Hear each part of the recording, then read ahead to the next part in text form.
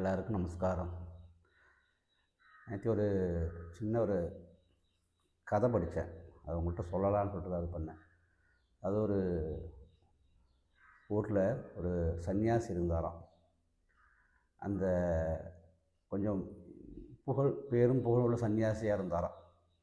அப்போ அந்த ஊரில் உள்ள பெரிய ஒரு கோடீஸ்வரர் என்ன பண்ணாராம், சன்னியாசியை பார்க்க போனாராம். போயிட்டு சன்னியாசிகிட்ட போய் சொன்னாராம், எனக்கு எல்லாமே இருக்குது சுவாமிஜி, ஆனால் எனக்கு மனசுக்கு சந்தோஷம் இல்லை அப்படின்னாராம். சன்னியாசி பார்த்துட்டு சிரித்தாராம். சிரித்து சொன்னாராம், நீங்கள் ஒன்று செய்யுங்கோ, உங்களை மாதிரி உள்ள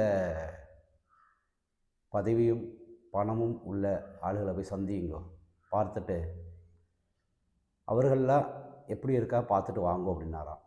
அப்போ இவர் என்ன பண்ணாராம், ஒரு கோடீஸ்வரர்கிட்ட போனாராம். போனோடனே எல்லாம் இருக்குது, எனக்கு உடல் ரீதியாக பிரச்சனை இருக்குது அப்படின்னாராம்.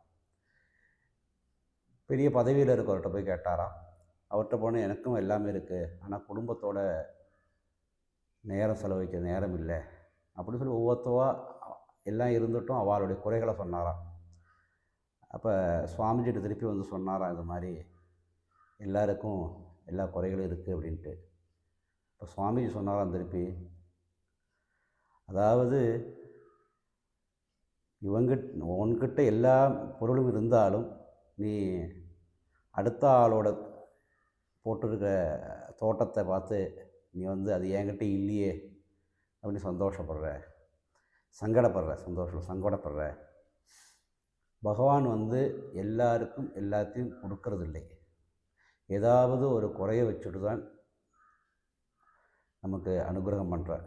ஏன் அப்படின்னா, அந்த குறையை நம்ம நிவர்த்தி பண்ணிக்கணுங்கிறதுக்கு வேண்டிதான். அந்த குறையே நினச்சி கொண்டு இருக்கிறதுக்கு இல்லை. அதனால் தன்கிட்ட என்ன இருக்கிறதோ அதை வச்சு சந்தோஷப்படுவது தான் வாழ்க்கைக்கு நல்லது. அல்லாதைக்கு தன்கிட்ட இல்லாதது அடுத்தவன்கிட்ட இருக்கேன் என்று போராமப்பட்டுட்டு இருக்கிறது வாழ்க்கையை கெடுத்து விடும். ஆகையினால் உன்கிட்ட இருக்கிறத வச்சு நீ சந்தோஷமாக இரு. அடுத்தவனை இருக்கிறது பொறாமைப்படாதே. இல்லை, அடுத்தவனை இருக்கிறத தன்னிடம் எப்படி அது தன் மூலம் தன் முயற்சி கொண்டு அதை அடைய முடியும் என்று பார்த்து வாழ்க்கையில் முன்னேறப்பார் அப்படின்னு சன்னியாசி சொன்னாராம். இந்த கதை நல்லா இருந்ததுன்னா சொல்லுங்க.